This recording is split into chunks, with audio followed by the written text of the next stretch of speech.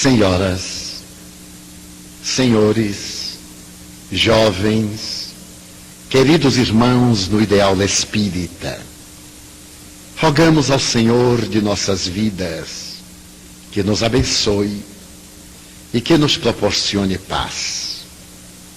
A cidade de Magdala, ao tempo de Jesus, era considerada das mais encantadoras das margens do mar da Galileia. Conforme nos recordamos, o mar da Galileia encontra-se numa depressão da terra, a 200 metros abaixo do nível do mar.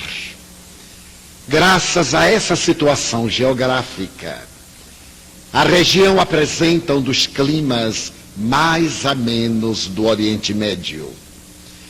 E Magdala é uma cidade que naquela oportunidade repousava às margens desse mar agradável, cujo volume d'água é menor do que o da Baía de Guanabara. Conhecido também como Lago de Genezaré, o Mar de Tiberíades. Esse volume d'água abençoa aquela região e é resultado do Rio Jordão, que vindo do norte, despeja as suas águas nessa imensa fossa e pela parte sul, ele deságua na direção do deserto para aquietar-se em uma outra depressão mais profunda, que é o Mar Morto, a 400 metros abaixo do nível do mar Mediterrâneo. Magdala era uma cidade que se tornou famosa. Ali esteve 2 vezes a rainha Cleópatra do Egito, para beneficiar-se do seu clima agradável nos dias tórridos do verão na sua pátria.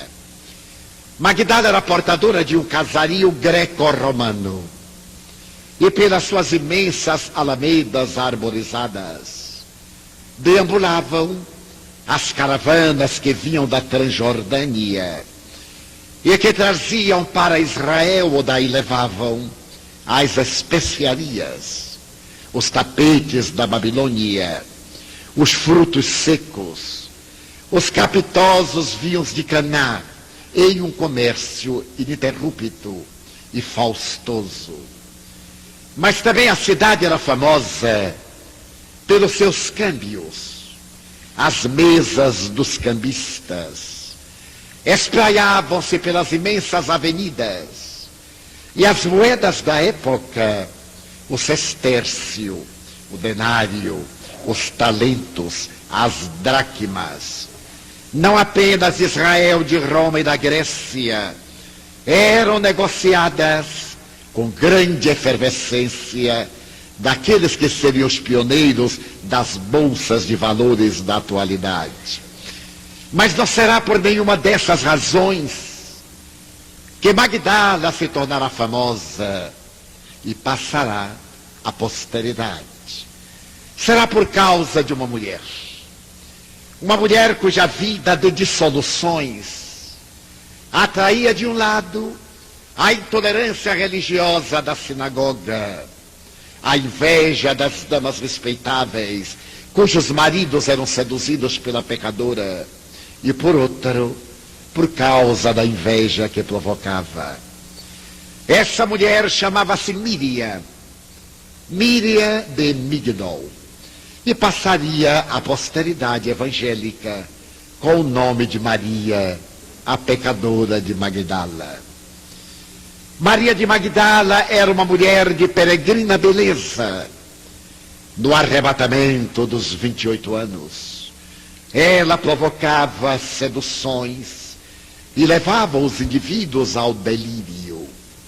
Amada por uns, por outros detestada, anelada por alguns e por outros perseguida, a grande cortesã morava em um verdadeiro palacete, nos arredores da cidade, entre árvores famosas, cedros do Líbano, e madeiras de resina perfumada, que ele invadiu a casa toda vez que as lufadas de vento, carreadas do mar, deixavam uma agradável e amena sensação da cidade gloriosa. Mas era uma mulher singular. Dizia-se que periodicamente era instrumento de demônios, e que 7 demônios possuíam-lhe o corpo. Naqueles dias tormentosos e nas noites lânguidas, quando essas forças estranhas lhe dominavam as carnes, a mulher decaída entregava-se a um estado de transe profundo e ficava mergulhado na sua sala de paredes fortes e de tecidos pesados, amortecida entre braseiros fumegantes de incenso, de perfume de nardo e de mirra. Naquelas noites intermináveis e naqueles dias sem fim, a grande mansão fazia silêncio para ninguém interromper a languidez da mulher poderosa. Era talvez a cortesã única em Israel que se permitia o luxo de escolher os seus parceiros. Os homens digladiavam-se. Mercadores atravessavam o Mar Vermelho para a felicidade de uma noite de embriaguez. Vendedores persas e sacerdotes de Jerusalém, na calada da noite, procuravam a sua mansão para os momentos de erotismo e de entrega à sensualidade. Mas ninguém sabia de onde viera aquela mulher. A sua era uma estranha vida, envolta nos véus do desconhecimento e do mistério. Foi numa dessas noites especiais, quando ela estava reclinada no triclínio, no silêncio mortal, e os braseiros fumegantes pareciam desenhar fantasmas na sala escura clareada pela lua que penetrava pelo retângulo aberto no teto, que aconteceu algo especial. A porta de carvalho velho da muralha que defendia a grande mansão subitamente começou a estourar, experimentando as batidas de um cajado de algum atrevido que desejava chamar a atenção. Aberto o postigo, o vigilante perguntou àquele homem o que desejava. Era um mendigo, um desses miseráveis que perderam o destino nas estradas sinuosas da vida, maltrapilho e ousado. Ele levantou a cabeça, derrubou um manto imundo que a cobria e disse: desejo falar com a senhora. Era um atrevimento. A mulher recusara um príncipe, não aceitara o próprio amante Próculo, representante de César na província. Na noite anterior, ela se entregara a todas as licenças morais. Havia sido seu aniversário, e o banquete arrastara-se por vários dias desde antes, até quando ela entrou nessa embriaguez insuportável dos sentidos. E o estranho dizia: desejo falar à senhora. Tenho uma mensagem e ela espera por mim, e de dizer-lhe que eu cheguei. O encarregado da vigilância falou-lhe que mantivesse silêncio, ou ele o expulsaria dali com os cães ferozes que mantinham guarda. Fechou o postigo e recuou ao pátio. Mas o homem, levantando o cajado, batia ruidosamente no portão, e o som repercutia em cada sala. Adentrava-se até a intimidade da casa onde a mulher estava no seu transe mórbido. Tenho que falar à senhora, ou produzirei tanto ruído que esta casa pode desabar. O vigilante abriu a porta pesada. O estranho, que era muito ousado, adentrou-se no pátio interno. O responsável pelo repouso da cortesã lhe disse: a senhora não atende nem aos homens nobres, menos ao miserável. Tenho que falar à senhora. ou gritarei, ou me entregarei ao desespero até que ela me venha receber, porque ela necessita de mim. Como podia a cortesã de Magdala necessitar de alguém? Era um paradoxo. Aquele homem deveria ser um transvariado, mas ele gritava tanto e havia um estranho brilho no seu olhar, que o vigilante encarregado de manter o equilíbrio temeu.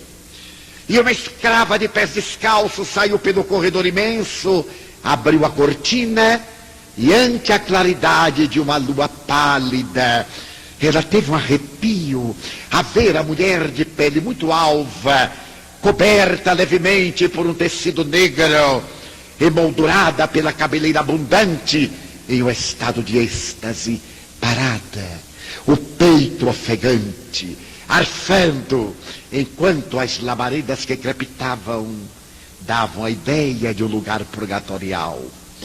A mulher recuou apavorada, era sua escrava encarregada de vesti-la, e quando ela ia recuando, o homem apareceu, adentrou-se sem convite, e abrindo a cortina pesada de veludo, atirou-se aos pés da mulher decaída e começou a gritar: Senhora, Senhora, ele veio.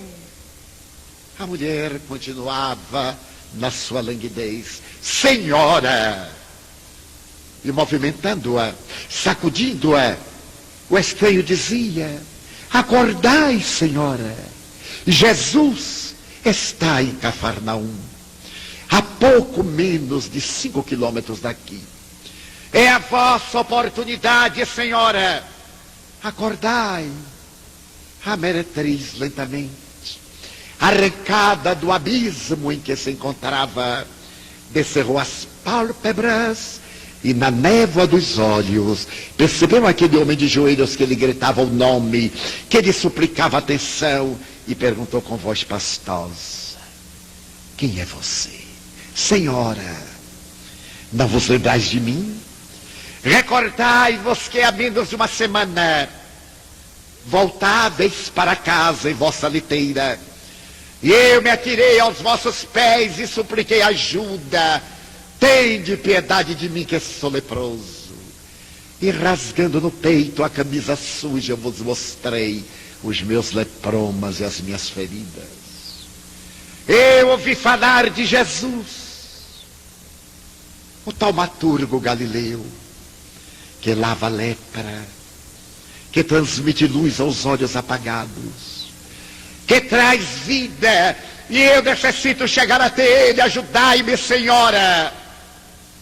E vós me atiraste uma moeda de ouro, e me disseste por detrás das vossas cortinas: ide, e se o encontrardes, voltai, e dizei-me que ele lava a lepra da alma também. Se desejais pagar meu benefício, vinde dizer-me que o encontrastes. Encontrei-o, Senhora. Vede, já não tenho mais as pústulas, nem a podridão, nem as deformidades que me desgraçavam. Eu vejo dizer-vos que Jesus está ali, na praia do outro lado, na casa de um certo Simão Bar-Jonas, que é um pescador, em cujo lar ele estabeleceu a sua residência. E de vê-lo, ele não dorme nunca 2 noites seguidas no mesmo lugar. É hoje, Senhora, que o plenilúnio adorna a terra de claridade. Ide, vinde comigo, eu vos guiarei até lá. A mulher levantou-se, olhou o homem e disse: ide-vos. Que pode fazer ele por mim? A lepra de fora, muitos profetas de Israel também sararam, mas a minha é uma lepra interior tão profunda que ninguém é capaz de retirá-la. Senhora, Jesus é diferente. Ele come com os pecadores, ele dialoga com aqueles que são os réprobos. Eu vi falar com aqueles que são detestados e perseguidos. Vinde, Senhora, por favor. A mulher estava hesitante. Ele ergueu a Senhora. Vinde, Jesus vos espera. Algo me diz na alma que ele vos espera. E imediatamente bateu palmas. A escrava chegou e ele pediu-lhe que a vestisse, que ele cobrisse a cabeça e chamasse o barqueiro. Alguns minutos após, no silêncio da noite perfumada de mirto e de violeta silvestre, um barco rasga as águas espelhadas do mar da Galileia na direção de Cafarnaum. Sobre o barco, um homem que rema, um leproso curado e uma mulher prostituída. A noite canta ao longe onomatopeias da natureza.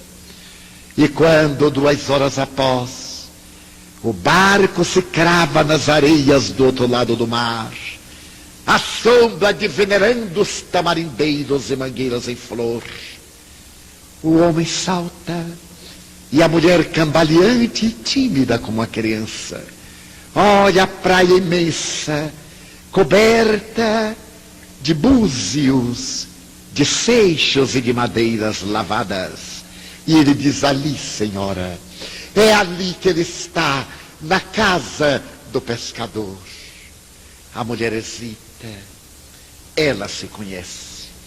E não pode haver nada pior ou melhor do que a consciência. Não é importante o que pensam de nós. É valioso o que de nós pensamos. Ela tem medo de enfrentar-se. Jesus deve ser o espelho onde ela vai se ver desnuda. Mas o homem lhe diz: ide, Senhora. A porta estava mais ou menos entreaberta.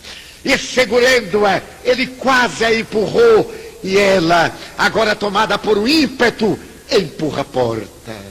A velha porta range em gonzos enferrujados e um retângulo de luar cai sobre a sala. Ali sentado, sobre uma pedra, um homem esguio, de costas para a porta, move a cabeça e desenha um ângulo aureolado de luz de prata. É Jesus.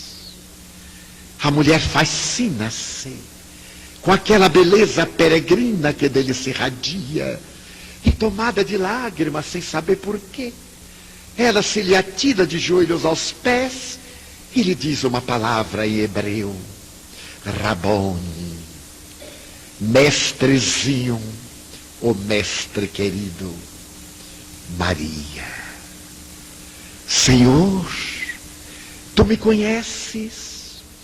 Oh, Maria, eu sou o bom pastor. Eu conheço as minhas ovelhas todas, uma a uma. Não te surpreendas, pois, de dizer-te Maria. Se tu me conheces, tu sabes que sou uma desgraçada.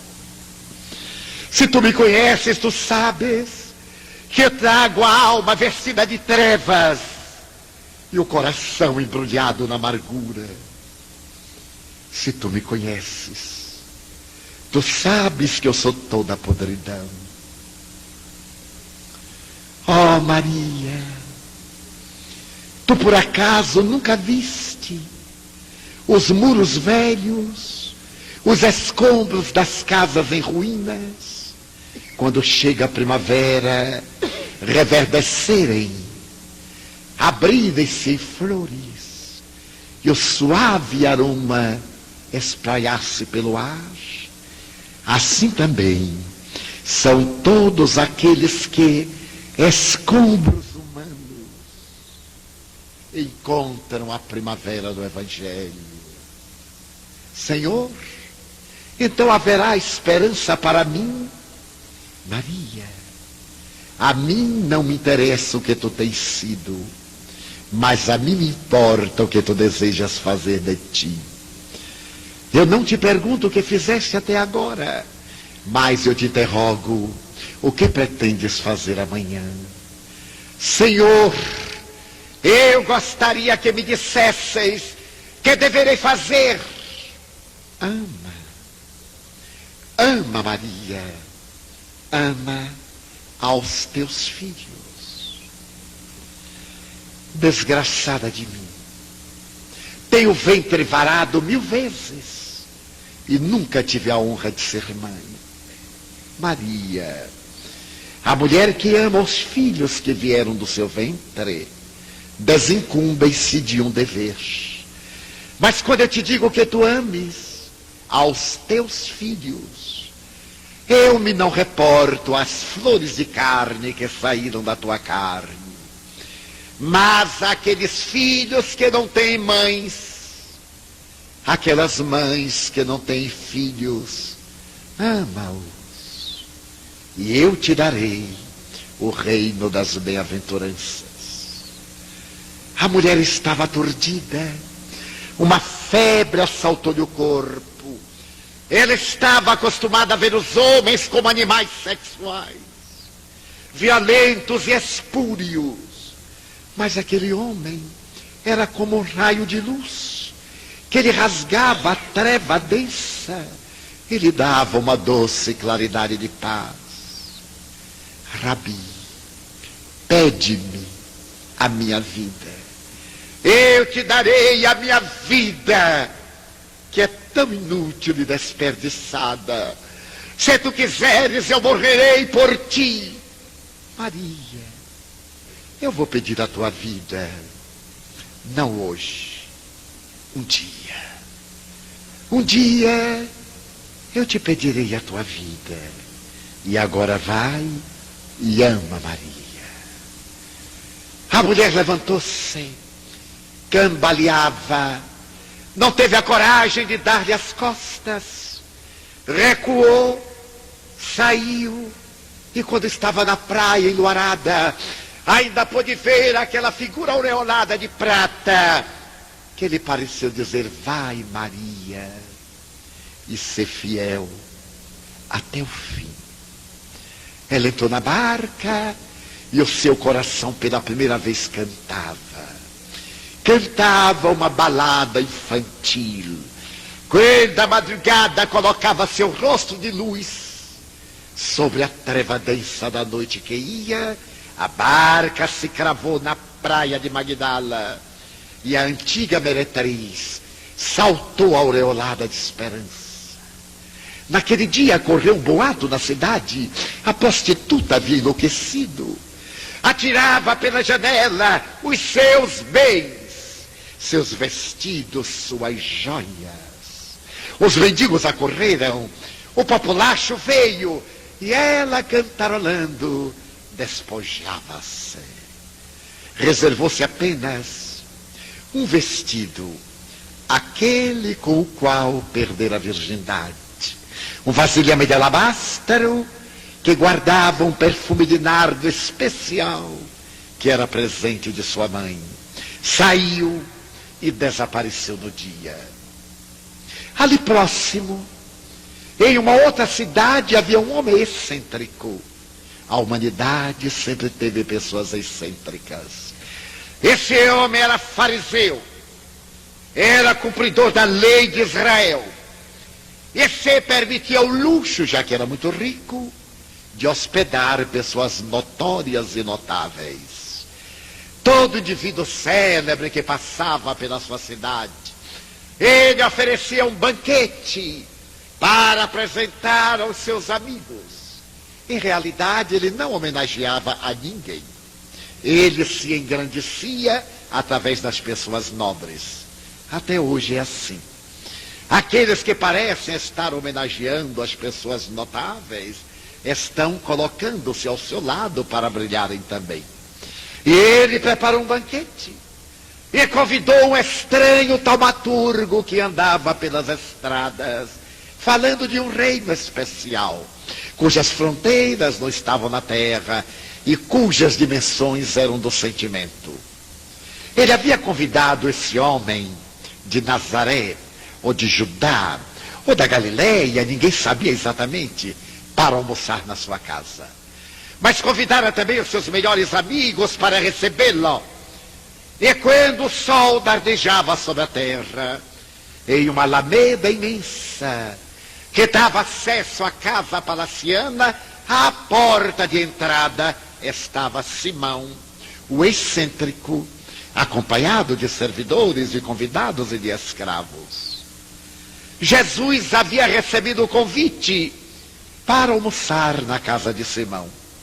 E para surpresa dos seus amigos, ele aceitou, o que não era comum. Acompanhado de Pedro, Tiago e João, ele veio caminhando estoico e lineal. E quando chegou à ala de acesso, no patamar imenso de entrada do hall, Simão curvou-se, as suas vestes alvas. Ele, como fariseu, era muito cuidadoso com a aparência. E apresentou num gesto bem estudado a entrada que conduzia ao refeitório. Ali estavam os triclínios, que eram divãs baixos romanos, para que as pessoas reclinadas pudessem comer. A festa era opípara, músicos adrede contratados, com pífaros, tambores, com todos os instrumentos regionais, tocavam, e mulheres seminuas bailavam a dança dos 7 véus. Jesus naturalmente adentrou-se, Simão apontou-lhe um divã e ele reclinou-se. Os escravos abaixavam-se, apresentavam-lhe peixe defumado, tâmaras secas, ameixas especiais e passas, especiarias do Egito e da Babilônia. Frugal, ele apenas tocava numa que outra. A festa estava no auge, e Simão estava estuante de vaidade. De vez em quando olhava o Galileu e reconhecia que ele era diferente. Havia algo. Ninguém saberia definir exatamente o que daquele homem se irradiava. Quem o visse não ficaria neutro. Odiava-o ou amava-o. Assim são os grandes líderes. Odiados ou amados. Nunca ninguém fica frio diante deles, indiferente. E Jesus continuava. Inesperadamente ouviu-se um vozerinho que se adentrava pela casa, um bulício. Simão levantou-se, os escravos corriam aturdidos e apareceu a meretriz. À porta do banquete, Simão ficou estarrecido, porque ela era muito conhecida. E ficou envergonhado. Como é que aquela mulher, cujas pegadas no chão deixavam marcas de desgraça, atreveu-se a entrar na sua casa nobre? A mulher atrevida olhou em volta, com aquele desacato de quem não tem nada a perder. Correu os olhos e adentrou-se violenta na direção de Jesus. Simão quis expulsá-la, chamou o mordomo, e quando ele olhou para a mulher, ela também o olhou. Simão era um hipócrita. Ele falava de virtude, mas era cliente dela. Ele pregava a pureza, mas no silêncio da noite, coberto de um manto escuro, ele frequentava o bordel.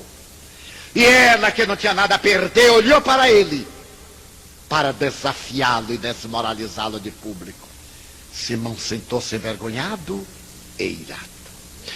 E a mulher agora, tomada de emoção, pegou aqueles pés cansados da estrada, não lavados, e começou a chorar.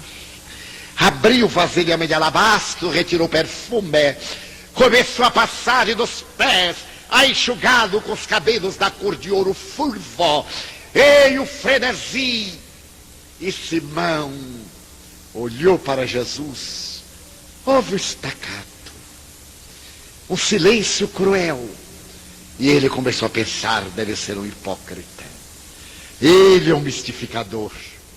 Se ele fosse profeta, ele saberia que aquela mulher que está aos seus pés é uma meretriz. E a expulsaria daqui. Claro que Simão não ia dizer isso, mas ele pensava. Olhava para Jesus irado, porque fora o motivo do escândalo. E estava maldizendo o peregrino a quem convidara. Jesus continuava impertérrito e plácido. Subitamente, olhou para Simão e sorriu. Simão era pusilânime, sorriu também. E Jesus lhe disse: Simão, Eu sei que tu és um negociante próspero. Oh, Senhor, era o ponto fraco de Simão. Não é verdade, eu não sou tão rico como falam. Não, eu não te disse que tu és rico. Eu disse que tu és próspero e és um bom negociante. Mais ou menos, Senhor, mais ou menos. Tu também sabes como são os valores. Sim, sim, claro, eu trabalho com dinheiros. Simão, quando eu cheguei, tu me esperaste à porta. Sim, assim manda a lei. Mas tu não me beijaste, como manda a lei. E esta mulher, desde que chegou, me beija os pés. Tu não me deste as águas para as abluções, como recomenda a lei. Mas esta mulher, com lágrimas, me lava os pés. Tu não me deste a toalha de linho para enxugar o suor, mas com seus cabelos ela enxuga a planta dos meus pés. Eu te digo, mulher, por muito amares, os teus pecados te são perdoados. Sabes por quê, Simão? Porque havia um homem que tinha 2 devedores. Um lhe devia uma alta soma, 500 denários, e o outro lhe devia uma importância ridícula, apenas alguns talentos. E como nenhum dos 2 pudesse pagar a dívida, ele perdoou os 2. Então eu te pergunto, qual aquele que mais o amou? Oh, mas isto é fácil. Aquele a quem mais ele perdoou. Disseste bem. Por muito amares, mulher, tu estás perdoada. A mulher deu um grito e saiu. E a partir daquele dia, nas multidões que acompanhavam Jesus, havia sempre uma mulher de peregrina beleza, escutando-lhe deslumbrada o verbo flamívono e a doce cantilena da sua voz. Ela dialogava com os leprosos, ela atendia as crianças que se perdiam nas multidões, limpava feridas, mendigava para repartir o pão, e se tornou célebre no meio daqueles desventurados que acompanhavam Jesus. Quando ele se adentrou em Jerusalém na Páscoa, em um domingo que ficaria célebre pelos ramos de oliveiras e de palmas que as pessoas agitavam, no meio da multidão, Maria, a arrependida de Magdala, estava presente. Ela viu quando, montado no jumento, ele se adentrou pela porta principal da cidade famosa. E as pessoas atiravam tapetes, atiravam o manto, o chador, para ele poder passar. Mas não era ele quem pisava, era o animal que recebia as homenagens, porque ele cavalgava acima. Ela também estava naquela noite tormentosa, quando ele foi mandado a Anás, e mandado a Caifás, e mandado a Pilatos. Aquela via dolorosa, aquela noite de ansiedade, ela acompanhou de um para o outro lado, sem saber o que estava acontecendo. E ali no meio da multidão, ela viu quando o pretor, representante de César, apresentou e diz: eis o homem, nele eu não vejo culpa. Mas a multidão hoje é quase a mesma de ontem, tem sede de sangue. E desarvorada dizia: crucificai-o. Ele desafiou Moisés e a lei. Ele desrespeitou o imperador. Claro que os judeus odiavam o imperador. O imperador Tiberio tivera a audácia de mandar colocar a sua efígie diante do templo para ser homenageado. E isso era o máximo da blasfêmia. Mas naquele momento convinha despertar no romano zelo pelo império. Ele deve ser crucificado.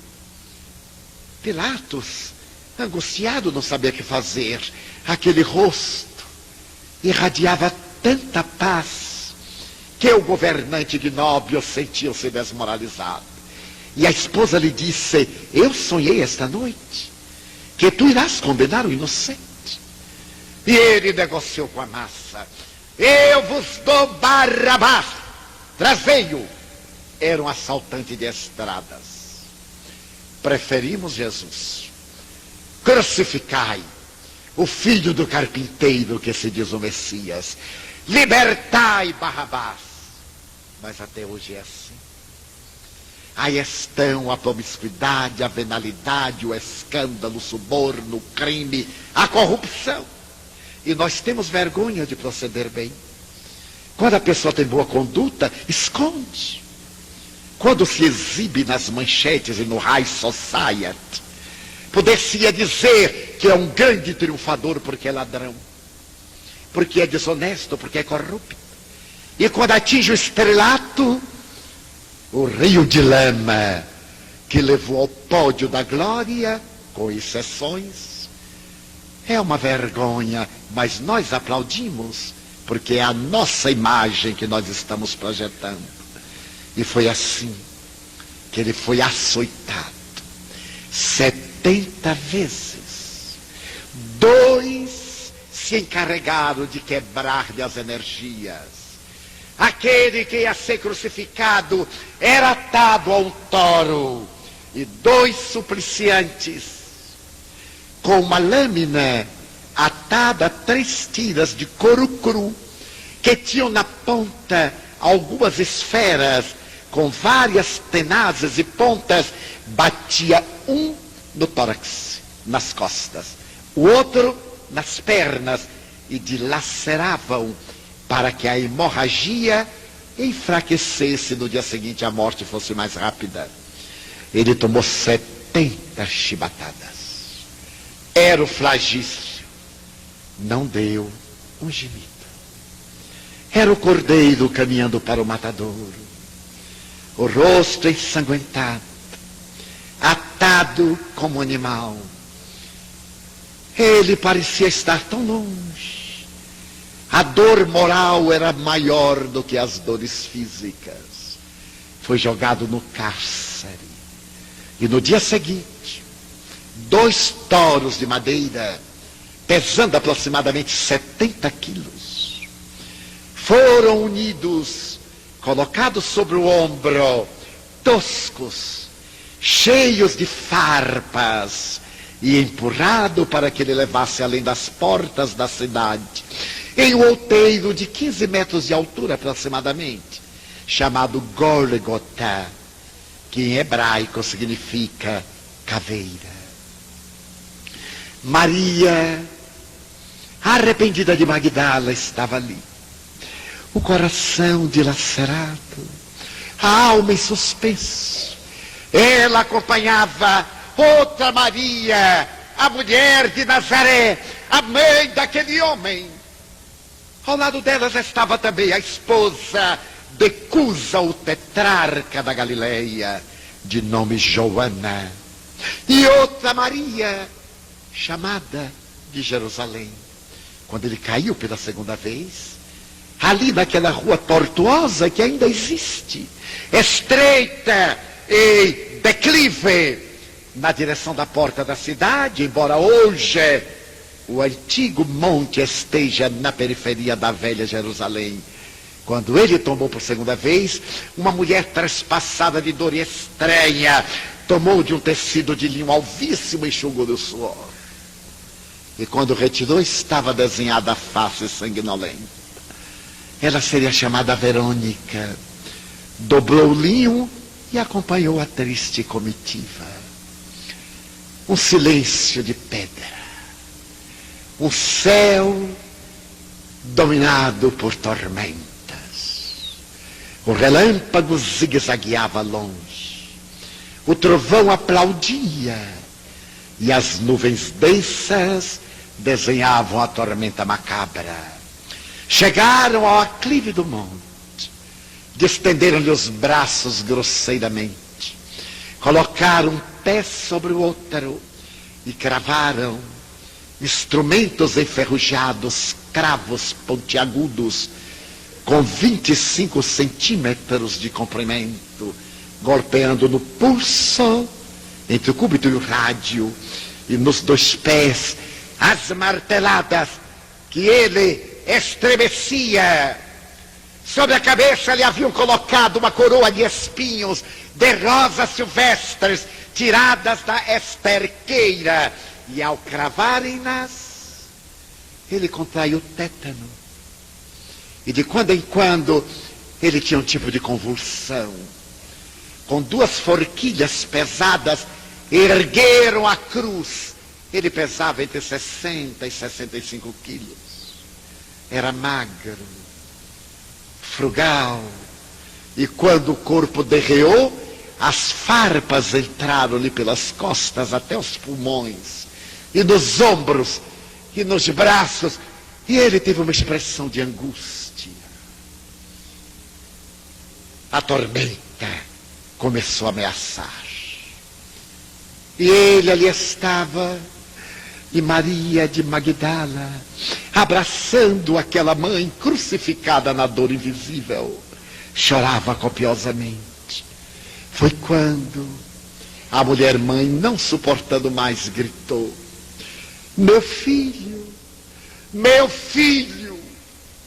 que te fizeram os homens?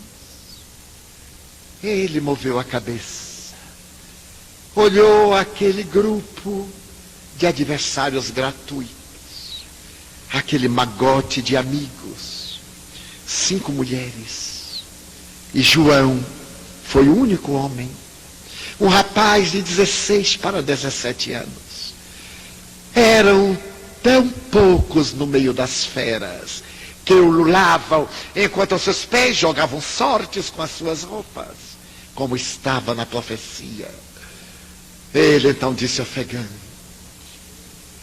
mulher, não a chamou de mãe, eis aí o teu filho.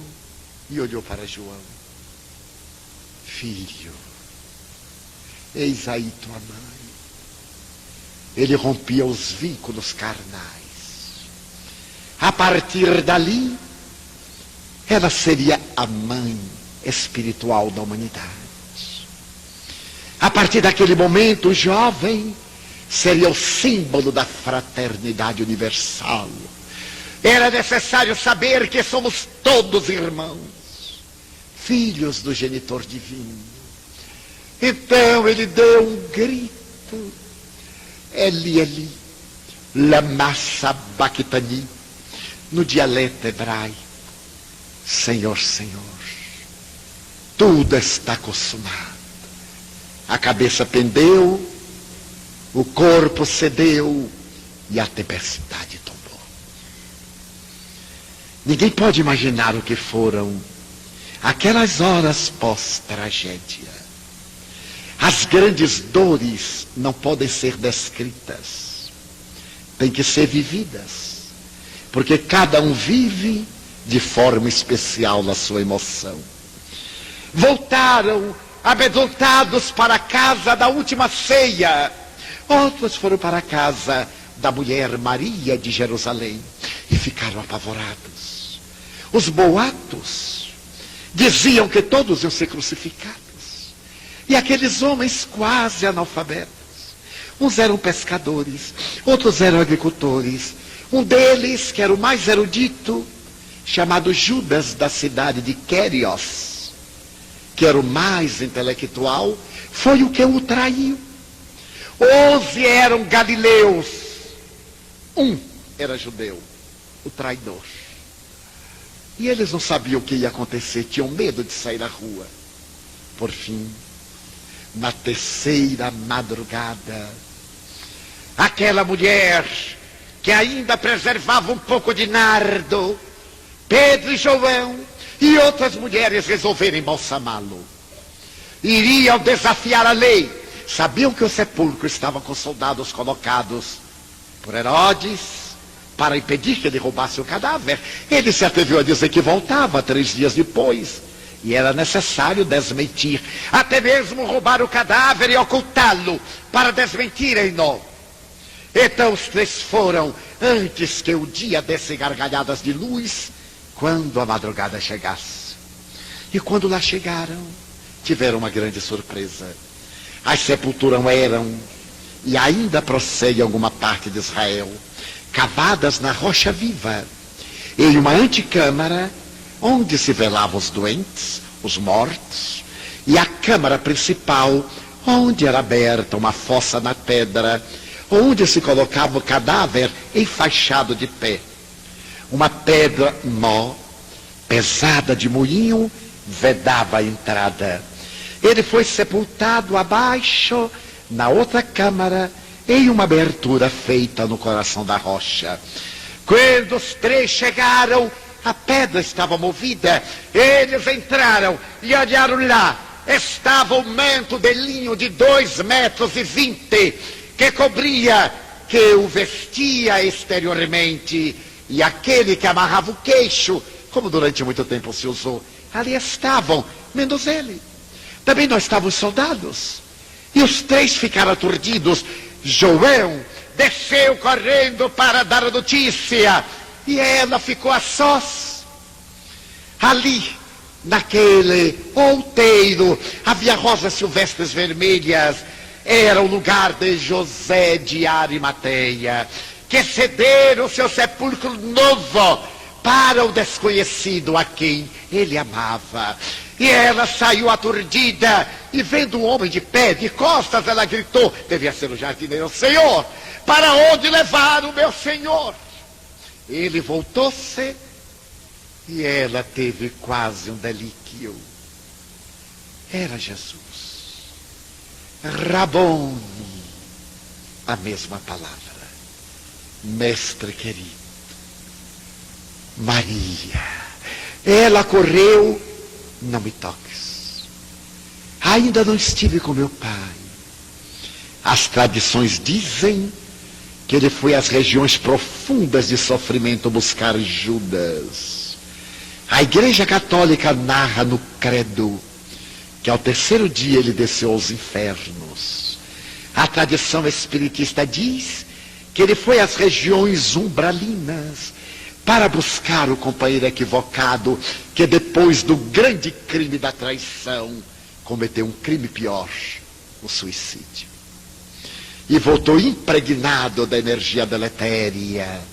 Não me toques. Ainda não fui ao Pai, ainda não me libertei dos fluidos perversos infelizes.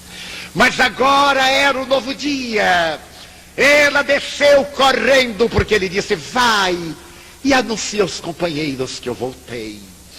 Poderemos imaginar a alegria dessa mulher, a sinfonia que cantava dentro do seu coração, as lágrimas que saíam pela comporta dos seus olhos. Quando ela chegou à casa da última ceia, empurrou a porta, gritou: ele voltou! Ali estavam os amigos surpreendidos. Ele voltou. Acabo de ver Jesus. Todos se entreolharam. Um deles contemplou a mulher e disse: ele voltou. Ele nos abandonou. Sejamos francos. Ele nos meteu nesta enrascada. Prometeu-nos o reino e fugiu. E deixou-nos a sós. E tu vens dizer-nos que ele voltou. Como sabes? Ele me apareceu. A ti? Que pergunta cruel. Não era necessário dizer por quê. A ti? Ela ficou com vergonha. Porque a sociedade é assim. Condena o erro e quer matar o errado. Fala de virtude, mas não dá oportunidade a ninguém de se reabilitar. A memória para o erro dos outros é perpétua. Até hoje eu ouço pessoas dizerem: está muito bem, mas eu conheço a história dele. Eu conheço. A pessoa tem o prazer mórbido de colecionar lixo. E seria tão fácil colecionar alegrias. Maria, envergonhada, recuou. Nunca a perdoariam. Ela era meretriz, havia sido, mas não foi sozinha. Muitos prostitutos a corromperam, mas a sociedade achava que não. Só há prostitutas. E é claro que elas não se perdem a sós. Mas neste momento a mãe do ressurrecto abraçou-a e lhe disse: eu creio, minha filha. O meu coração de mãe diz-me que ele te apareceu. Aquele que se apontava era Tomé, frio, rebelde, apesar da convivência de 2 anos e 8 meses com ele. Para muita gente, toda uma vida é pouco.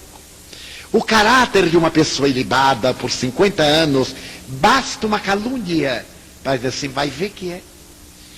Não adiantam valores no mundo, como dizia Rui Barbosa, onde a degradação campeia.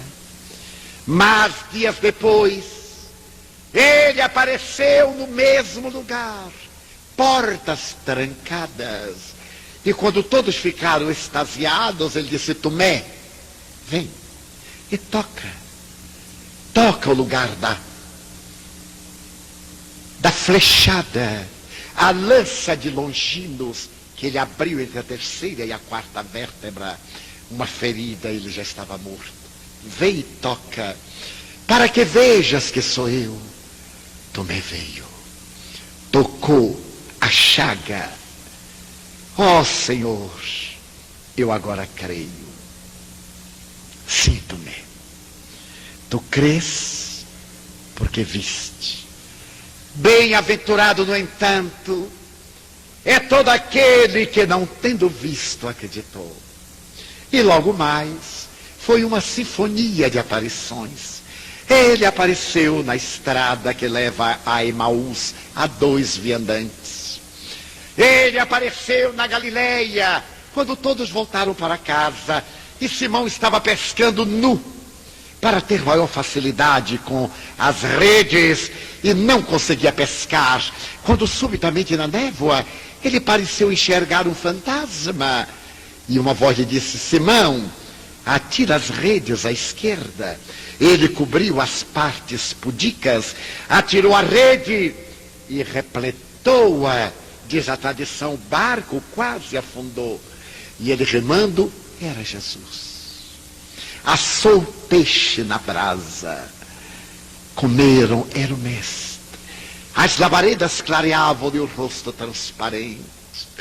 Ele apareceu em Betânia, quando João, jovem arrebatado, falava emocionado a respeito das suas lembranças, e havia quase 500 testemunhas.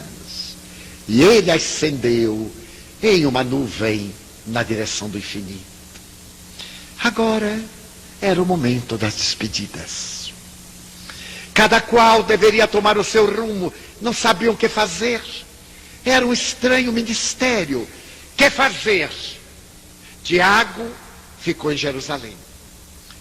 Ele conseguiu uma casa na estrada entre Jerusalém e Jopa para albergar os miseráveis, crianças órfãos, leprosos, loucos, endemoniados. Pedro voltou a Cafarnaum. Maria volveu a Nazaré, onde tinha parentes. E cada qual foi para os seus quefazeres. Maria, a de Magdala, também voltou para as suas regiões. E quando ela estava procurando organizar a mente para dar um novo destino, Pedro disse: agora, Maria, eu voltarei a Jerusalém para ajudar a Tiago. A casa do caminho necessita de mim. João viajou para longes terras, Éfeso, uma região grega, onde alguém lhe havia dado um trato de terra. E quando todos saíram e Pedro lhe disse: agora me vou eu, ela sozinha suplicou: Simão, leva-me contigo. Não posso, Maria. Tu és mulher. As mulheres são fracas. Depois ela compreendeu o passado. Perdoa-me. Muito bem, Simão. Ele se foi e ela ficou ali. Durante 3 dias, ela bateu na porta dos casais suplicando um emprego.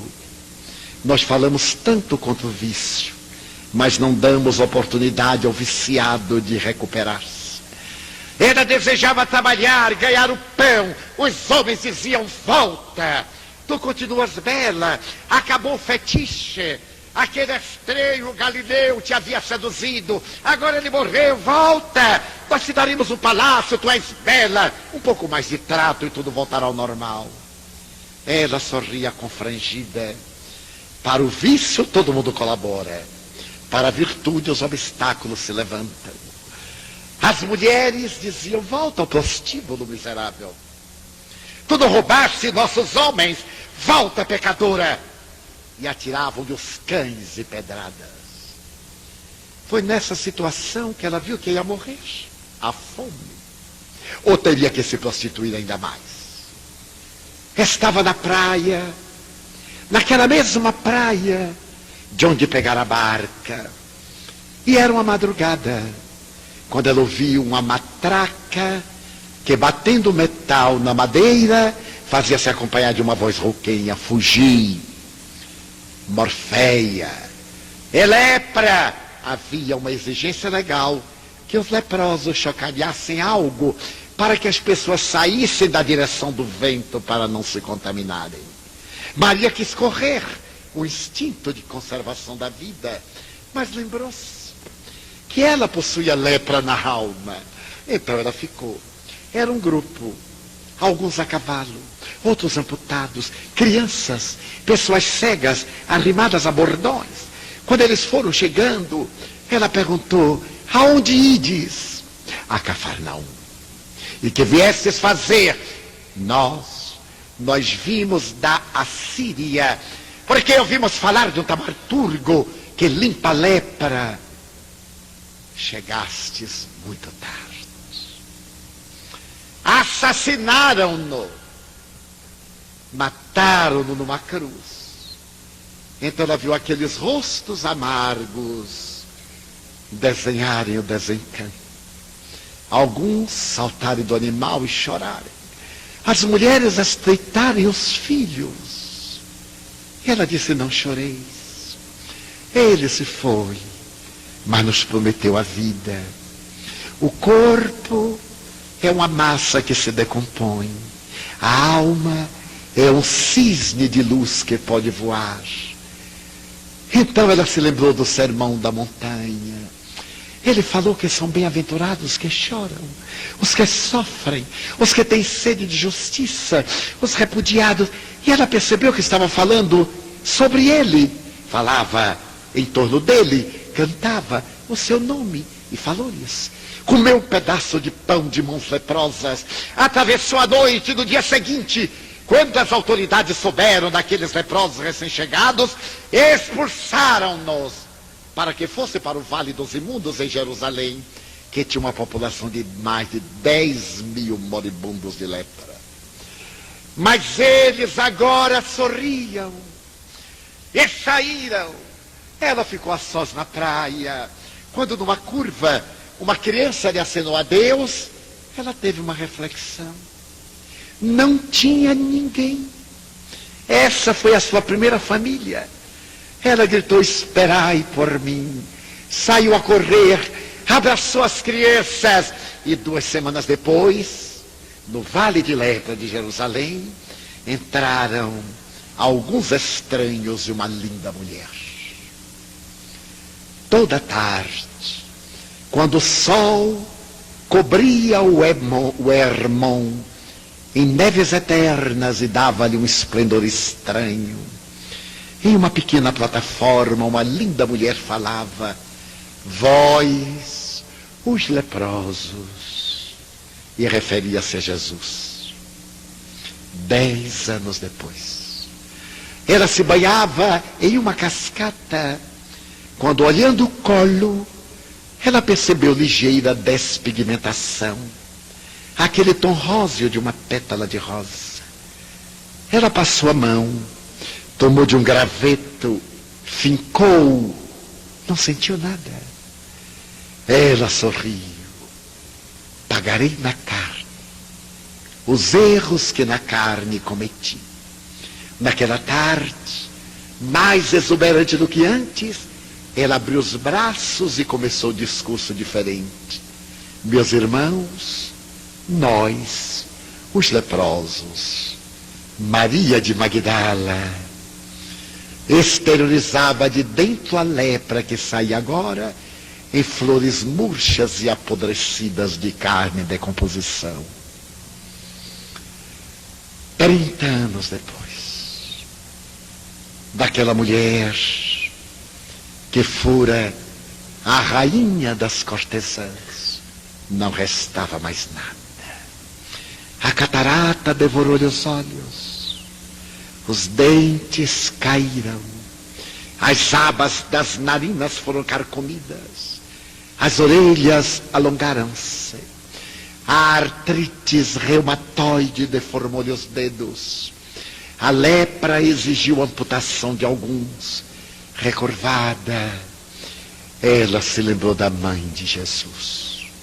Sabia que ia morrer, mas não desejava morrer sem ver aquela que é a mãe da humanidade. Então ela disse aos seus: eu tenho que ir. A senhora mora em Éfeso. Eu desejo vê-la pela última vez com os apagados olhos da carne. Orai por mim. Pediram-lhe para que não fosse. As imensas estradas, a canícula. Mas ela disse: é o meu último desejo. Despediu-se. E arrimada a um bordão, começou a longa jornada. Viajava à noite, repousava sob as árvores durante a canícula do dia. Crianças atiravam-lhe pedaços de pães ázimos e outros alimentos à distância, e algumas pedradas também. E ela foi. Éfeso estava ali, às portas da cidade. As febres dominaram-na e ela caiu em delírio. Alguém passando viu aquele corpo trajado pronunciando João. Maria de Nazaré correu e foi até o aclive onde morava João, em uma casa que passou a ser chamada a Casa da Santíssima, porque a veneranda mulher que ali morava havia um dia atendido a um leproso, e ele disse: Senhora, vós sois a mãe do nosso Senhor e sois a mãe santíssima dos desgraçados. Maria Santíssima desceu, recolheu aquela mulher alquebrada, levou-a, colocou-a num catre e durante 2 dias e 3 noites velou. Ela não recuperou mais a lucidez. Na madrugada seguinte, ela sentiu uma queda súbita e flutuou no ar. Estava leve. Ela reviu-se conforme era na sua juventude antes da ilusão. Estava fremente de júbilo. Percebeu o corpo apodrecido, encarquilhado, a mãe de Jesus recurvada, chorando, e João cobrindo-a. Naquele momento, ela teve a impressão de que uma vaga, um zéfiro, um vento brando carregou-a nos braços do ar e depositou-a nas praias de Cafarnaum. Naquela mesma praia onde ela tivera a ocasião de conhecer o Mestre na noite inesquecível. Maria sentiu-se leve e, olhando o mar espelho na madrugada e que estava agora irisada de luz, ela viu que uma claridade específica flotava sobre as ondas. Acercava-se, ela apurou os olhos, desenhou a figura humana, esguia as vestes até os pés. Era Jesus. Ela correu, adentrou-se, e quando se encontrou, ele segurou-lhe as mãos com as chagas nos pulsos. Ele disse: Maria, tu foste fiel até o fim. Tu disseste que me davas a tua vida e eu a aceito. Agora repousa, para que te possa coroar no reino de meu Pai. Ela ascendeu nos braços do amado, e uma canção angelical, em vozes, continuou trauteando a música sublime. E naquela noite, quando o astrólogo persa olhou os céus, ele percebeu uma claridade imensa e acreditou que era uma estrela novíssima. Não era. Era Maria de Magdala, a pecadora arrependida, entrando no paraíso. Quantas Marias de Magdala e homens de Magdala existem no mundo? Para mim, é o maior exemplo de conversão da humanidade. Paulo era puro e permaneceu. Maria era um pântano que se cobriu de lírios alvinitentes. Maria realizou uma revolução tão grandiosa que mereceu ser a portadora da ressurreição. Jesus não apareceu à sua mãe, a quem amava, nem a João, que era o discípulo preferido, nem a Pedro, a quem ele entregara o rebanho. Apareceu à pecadora, para nos dizer a nós, pecadores que somos, que a nossa felicidade depende da nossa transformação moral, que todos erramos, sem exceções. A única foi ele. Que errar é um fenômeno normal, biológico, filosófico e psicológico. Mas reabilitar-se do erro é um dever ético. Todos podemos e caímos, mas levantar-nos da queda é o impositivo da evolução. Lembrei-me há pouco de Maria de Magdala e recordei-me destes dias tumultuosos, destes dias difíceis, que nos impedem quase de seguir a Jesus. E recordei-me de que o Espiritismo é Jesus voltando para nos reabilitar. É a fé raciocinada e pura para provar a imortalidade, a fim de termos a certeza de que viveremos depois da disjunção cadavérica. Recordei-me de Maria de Magdala, porque vivemos a hora desafio e temos vergonha de ser bons cidadãos no momento de tanta corrupção e iniquidade. Rui Barbosa dizia, de tanto ver a iniquidade, o cidadão tem vergonha de proceder bem. Mas Jesus veio para que nós tivéssemos vida, e vida em abundância. Conseguir essa vida é beber da sua palavra alcandorada o sublime licor da verdade que não embriaga. É termos a coragem de ser bons pais, bons filhos, bons parceiros, cônjuges fiéis, bons amigos, servidores que se desincumbam dos seus deveres, patrões que sejam equânimes com os seus funcionários. Sermos gente, será pedir muito que voltemos a ser gente, que não sejamos mais o lobo um do outro, como diz a Divina Comédia, o homem lobo do homem, que voltemos a ser gente. Nós já tentamos a guerra, não deu certo. A traição, o crime, a infâmia, a perfídia, o vício. Será que poderíamos começar a tentar o amor? O amor que não pede nada, o amor que apenas doa. Esta é a mensagem nova. No dealbar de um novo milênio, a mensagem é esta: seja você quem ama e não tenha constrangimento de amar. Seja você quem perdoa e não fique envergonhado de perdoar. Seja você quem dá uma nova chance e não fique constrangido em concedê-la. Seja você quem estende a mão para abraçar neste mundo de mãos que somente apedrejam. Seja você a manifestação de Jesus no mundo, para que todos saibamos que somos seus discípulos.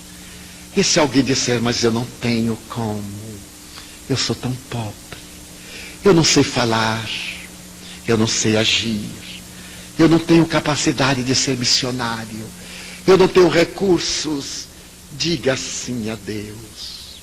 Eu gostaria, meu Deus, eu gostaria de ser uma via láctea de estrelas, para que as noites da terra fossem mais belas.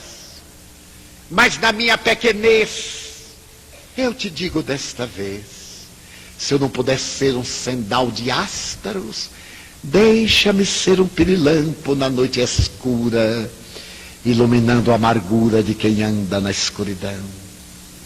Eu gostaria de ser a chuva generosa, que caísse sobre a terra porosa e reverdecesse o chão.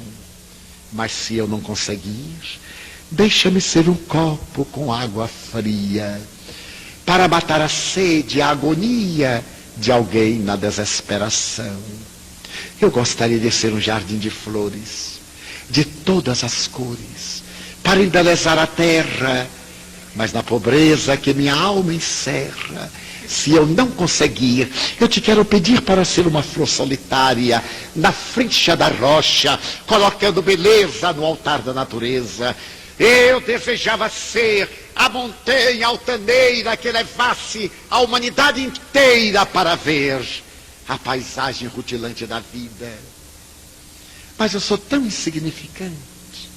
Deixa-me ser uma pedra, pavimentando o chão, por onde passam os heróis na conquista da multidão. Eu queria ser uma escada que levasse o conquistador ao seu fanal. Mas como não vou lograr, eu te quero rogar para ser pelo menos o primeiro degrau. Eu queria ser um trigal maduro para repletar de pão a mesa da humanidade. Jamais conseguirei. Então eu te suplico para ser um grão que, caindo no chão, me multiplique no milhão e cubra da humanidade a mesa com a dádiva do pão. Eu queria, Senhor, ser um pomar de árvores frutíferas e generosas, mas não lograrei. Então eu te pedirei para ficar à sombra na estrada, para quando alguém passar pelo meu caminho, eu lhe diga de mansinho: olá, meu amigo, aonde vais? E se ele olhar para trás e me perguntar: quem és tu? Eu lhe possa dizer: sou teu irmão, dá-me tua mão. Sou teu amigo, eu irei contigo. E lado a lado eu possa cantar: Senhor, eu gostaria de ser um cantor, um trovador, declamador esteta. Eu queria ser um musicista, um artista, para falar da grandeza da tua obra. Porém me faltam esta, a magia, a poesia. Deixa-me pelo menos dizer-te: muito obrigado, Senhor, porque eu nasci. Muito obrigado porque eu creio em ti, pelo teu amor. Obrigado, Senhor, pela sua atenção. Muito obrigado, Senhor.